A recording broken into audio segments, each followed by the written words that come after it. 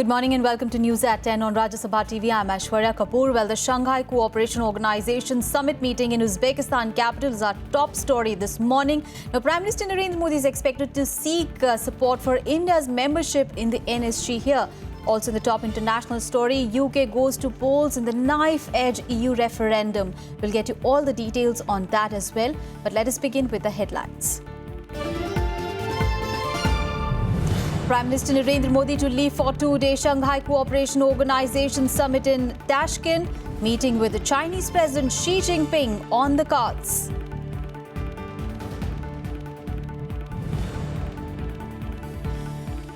Ahead of the crucial 2-day Nuclear Suppliers Group plenary summit, India gets the support of France. China continues to block India's bid.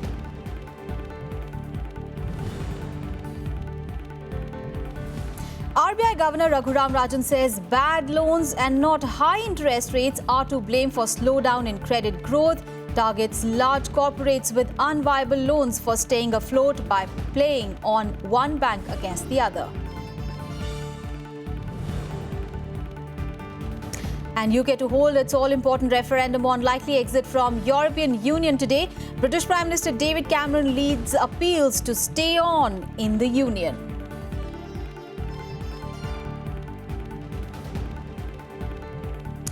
Well, the big story this morning, Prime Minister Narendra Modi will leave for Tashkent today to attend the 2-day Shanghai Cooperation Organization Summit or the SCO Summit. He will also meet Chinese President Xi Jinping to push forward his diplomacy for Mission NSG while seeking China's support for India's membership in the Nuclear Suppliers Group. Prime Minister Narendra Modi will leave for Tashkent on Thursday to attend the 2-day Shanghai Cooperation Organization Summit. The summit of the six-nation grouping is expected to focus on enhancing security cooperation to curb down terrorism. PM goes to Tashkent tomorrow for the SCO summit. The SCO summit kicks off with a gala dinner and a cultural program. He will be meeting the host, the present chair of the SCO, President Karimov of Uzbekistan tomorrow. After that, he will be attending what they call the extended session of the SCO the following day, that's the 24th. There will be a couple of bilaterals as well. And he returns to India on Friday evening, that's the 24th. Modi will meet dignitaries of several nations at the summit. He's expected to seek support for India's membership in the Nuclear Suppliers Group, which China has blocked. Chinese President Xi Jinping, Russian President Vladimir Putin will be among the leaders present at the event. That will discuss various issues including terrorism and energy cooperation. Our engagement in these areas will intensify through this. The SCO is a major group in terms of countries that have a huge potential in terms of energy. We believe, in fact, there's talk of an SCO energy club emerging, so we'll wait and see how that develops. India and Pakistan were both granted SCO membership last July. Both nations are expected to join fully by 2016. The SCO was founded in Shanghai in 2001 by China, Kazakhstan, Kyrgyzstan, Russia, Tajikistan and Uzbekistan. Bureau Report, Rajya Sabha TV. Meanwhile, China on Wednesday said that it will play a constructive role in the discussions on India's bid for membership of the Nuclear Suppliers Group or the NSG. And Foreign Secretary S. Jaishankar is in Seoul to further push India's bid at the plenary meeting of the 48-nation grouping on 23rd and 24th of June. Apparent climb down, China has further softened its stand on India's bid for membership of the 48-member NSG. China has said it will play a constructive role in the discussions, though it maintained that the issue was not on the agenda of the NSG meeting in Seoul. That China will not be the sole country opposing India's bid to NSG, because in 2008 also, after Indo-US nuclear deal, China had gone along. China wanted others to oppose, and when others are falling in line, China will fall in line too. Meanwhile, Foreign Secretary S. Jaishankar is also in Seoul ahead of the crucial NSG plenary starting Thursday. He will lead Indian efforts to clinch the NSG membership, which is strongly opposed by China and some other countries. Prime Minister Narendra Modi too will take up the issue with Chinese President Xi Jinping on the sidelines of the SCO summit in Tashkent on June 23rd. हमारी diplomacy जो है जरा दबे होठों से होना चाहिए और चीन एवं पाकिस्तान के साथ हमारी बातचीत होनी चाहिए, तभी जाकर संभव होगा कि हम NSG के मेंबर बने. China on Tuesday said the door is open for the admission of non-nuclear proliferation treaty members, but the members of the NSG should stay focused on whether the criteria should be changed. China leads the opposition to India's membership. Turkey, South Africa, Ireland and New Zealand are also against it. Bureau Report, Rajya Sabha TV.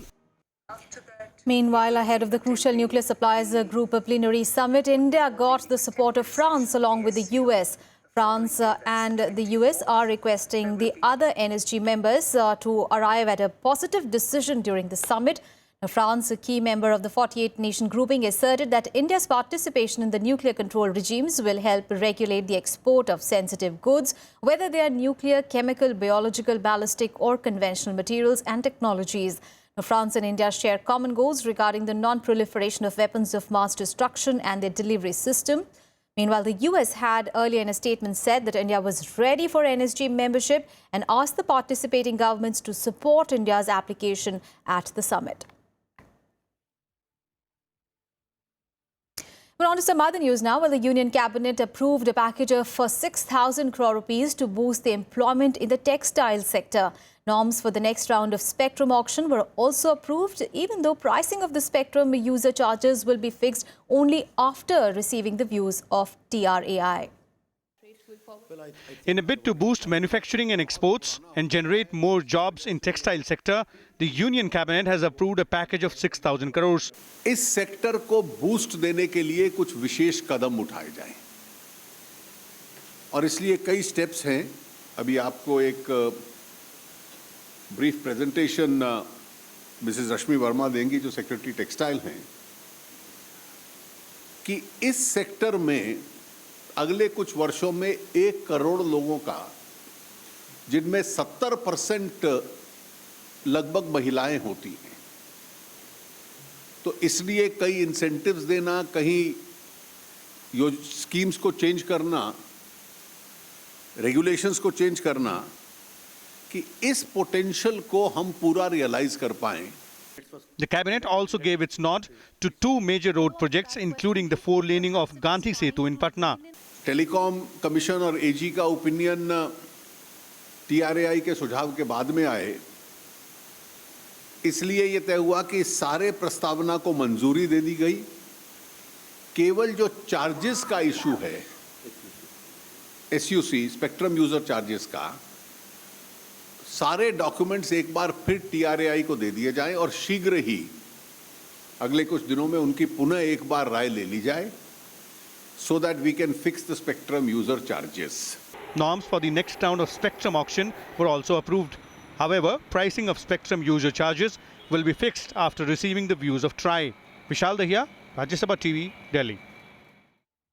Well, outgoing RBI Governor Raghuram Rajan says the slowdown in the credit growth is not because of high interest rates, but due to the threat of mounting bad loans. He asked that if high interest rates are triggering lower credit growth, then why are private sector banks growing at a faster pace than their public sector counterparts?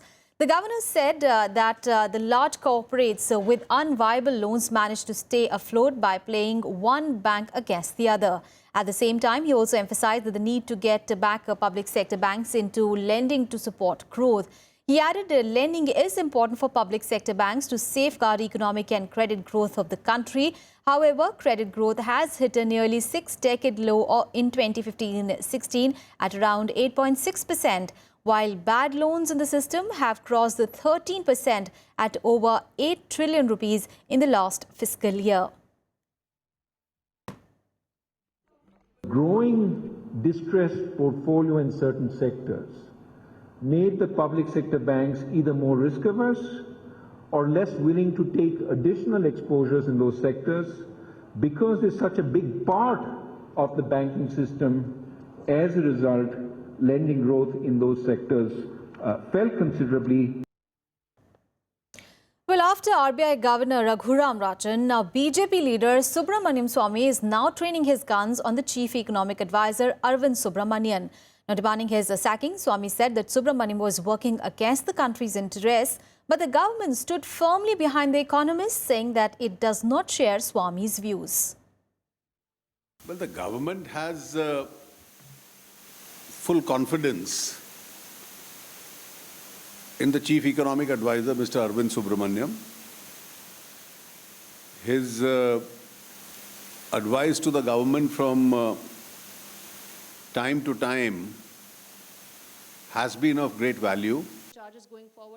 Finance Minister Arun Jaitley defending the appointment of Arvind Subramanian as the Chief Economic Advisor, saying he was aware of his stance on key issues, including the intellectual property rights. The Finance Minister also made it clear that he did not give any credence to Subramanian Swamy's remark. From the point of view of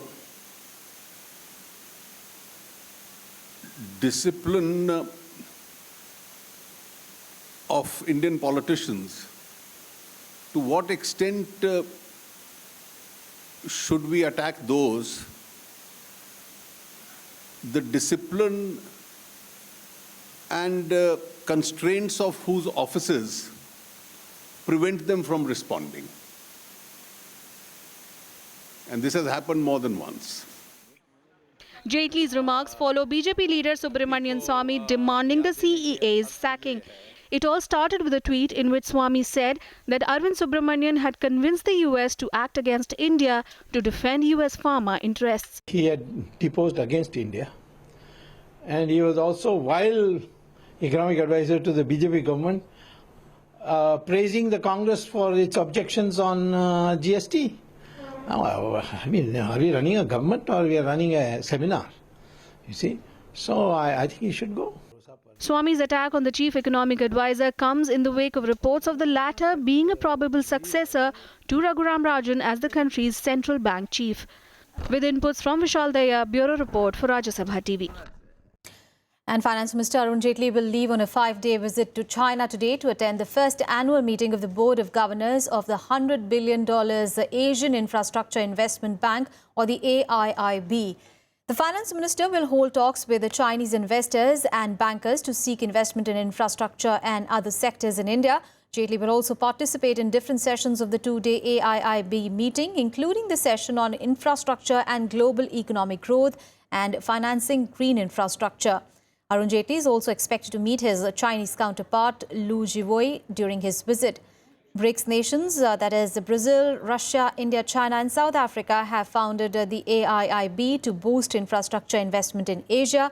The meeting includes the sessions on infrastructure and global economic growth and financing green infrastructure, among others. Let's bring you the weather update. And the lightning strikes have killed at least 93 people and injured more than 20 in Bihar, Jharkhand, Uttar Pradesh and Madhya Pradesh.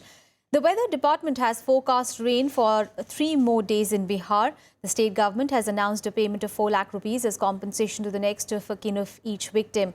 It said that steps would be taken to make people aware of lightning and how to save themselves from it. According to Bihar State Disaster Management Department, the death toll was high in Patna district. Many animals were also struck dead by lightning. Prime Minister Narendra Modi tweeted that he was deeply anguished by the loss of lives. And in News at 10, we'll take a very short break. Up next, we have all the international news and sports news. Stay with us.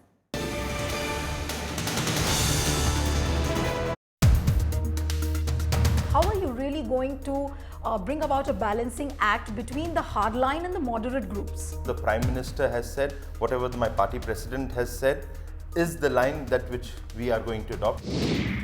Another trouble for the BJP is Varun Gandhi. At the National Executive, we saw his posters plastered across the city. Apparently, Modi ji didn't like this fact. When these enthusiast supporters do something like that, they don't realize that they can, rather than doing good for their leader, they can do harm for the leader. Watch To The Point with BJP National Secretary and spokesperson Siddharth Nath Singh only on Rajya Sabha television.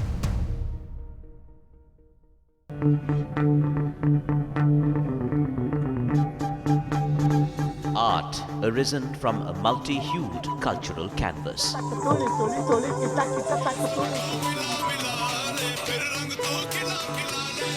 Tradition and cultural fervour dating back centuries.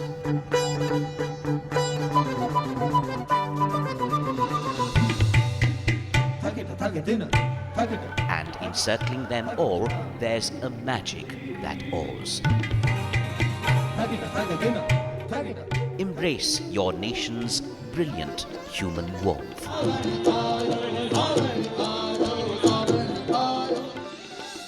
Watch Colours of India, Sundays at 9:30 p.m. on Rajya Sabha television.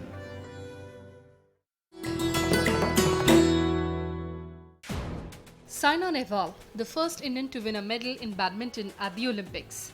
The world number 2 ranked player is also the first Indian to win the World Junior Badminton Championships and the first Indian to win a Super Series tournament. Saina Nehwal in fact completed a hat-trick Super Series titles in 2010. That same year, she became the first Indian singles player to reach the final of the year-ending Super Series finals, defeating two-time All-England champion and former world number 1 Tine Bown in the semis.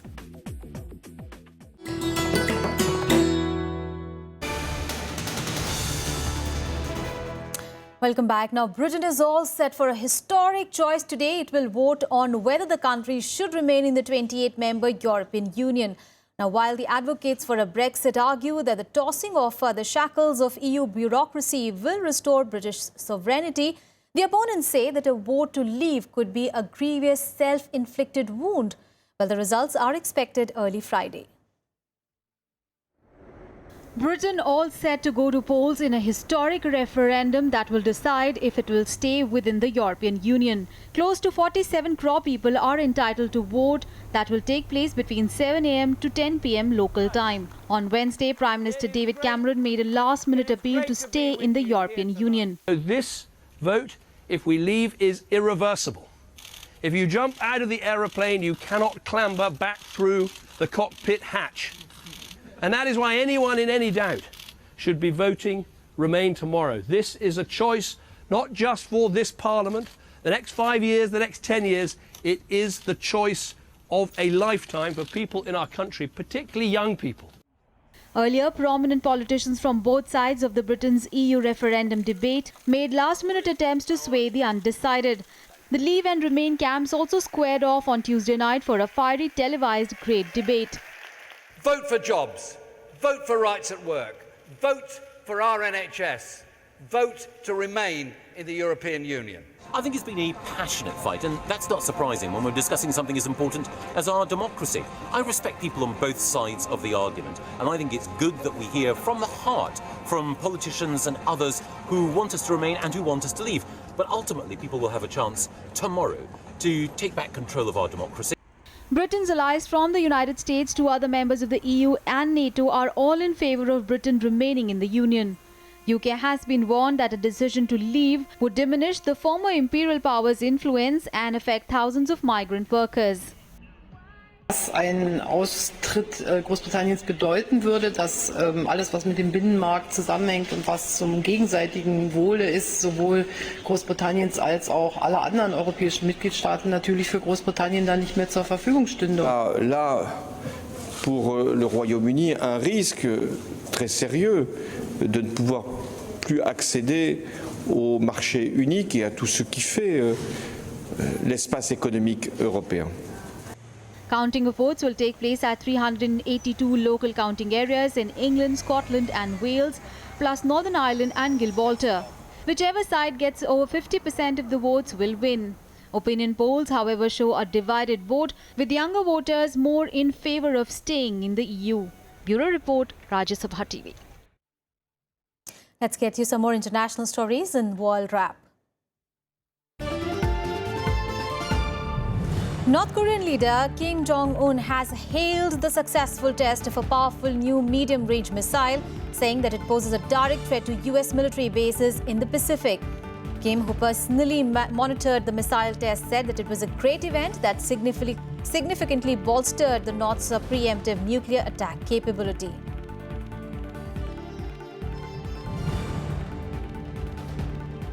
The International Monetary Fund, or the IMF, warned the United States over poverty and rising inequality in the country, saying both could hold back the country's economic potential. In their annual assessment of the US economy, IMF economists said that the country was in good shape and predicted US GDP would grow 2.2% this year, down from 2.4% in 2015. Presumptive Republican nominee Donald Trump has called Hillary Clinton the most corrupt candidate in the US history. Trump said that the woman he will face in November's election was a world-class liar who had perfected the politics of profit while Secretary of State. Addressing the speech in New York, he said that Clinton gets rich, making people poorer, while also cast her as a destabilizing force in the Middle East. On to some cricket news, and India survived a mighty last ball scare before clinching the T20 series 2-1 with a nervy 3-run victory over a spirited Zimbabwe in the third and final T20 international in Harare on Wednesday. The series decider went right down to the last ball after Zimbabwe restricted India to 138 for 6 and got close to the target before ending at 135 for 6. Now, needing 21 runs off the final over, Zimbabwe were in touching distance of a famous series win until Barinder Sran held his nerve for a dramatic finish to the game. The 4 was needed off the final ball, but Elton Chingumbra ended up hitting a low full toss straight into the hands of Yuzvendra Chahal at the cover, triggering wild celebrations by the away side. Earlier asked to bat first, India reached 138 for 6 with Kedar Jadhav leading with a half-century. He made 58 runs from 42 balls. Meanwhile, Indian captain MS Dhoni added another feather to his illustrious career. He equalled Ricky Ponting's record of captaining in 324 international matches. And football news, in an action-filled day at the Euro finals, Minnows Iceland joined Belgium and Republic of Ireland in the last 16 of the European Championship on Wednesday after registering their first win of the tournament. Meanwhile, Cristiano Ronaldo erupted from his scoring slump by netting his first brace of the championship, helping Portugal earn a draw with Hungary and sending both the teams into the round of 16. In the first match of Wednesday, Iceland scored a dramatic injury time winner in a pulsating finish to eliminate Austria and set up a last 16 tie against England in Nice on Monday. It is done and dusted. Traustason made up the ground.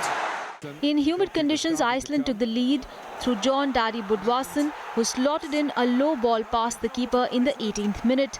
Austria eventually got the equaliser when Alessandro Schoff scored in the 60th minute. It's a great run. It's a wonderful goal. They've finally done it, Austria. Alessandro Schoff.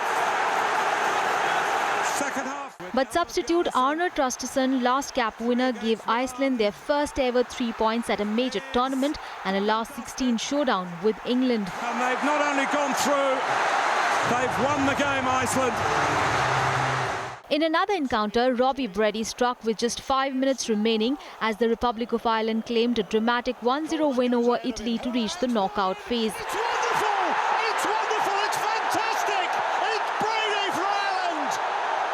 Brady's 85th minute goal arrived just when it looked as if Ireland were heading out due to Azzurri's strong defence. They will play host France in the last 16 tie on Sunday. Meanwhile, a late goal by Rajya Nainggolan secured Belgium's place in the last 16 and knocked out Sweden, bringing to an end Zlatan Ibrahimovic's international career. Victory in Nice meant Belgium finished as Group E runners-up and will face Hungary on Sunday. Sweden exited the competition with just 1 point from 3 games, in which striker Ibrahimovic failed to score a single goal.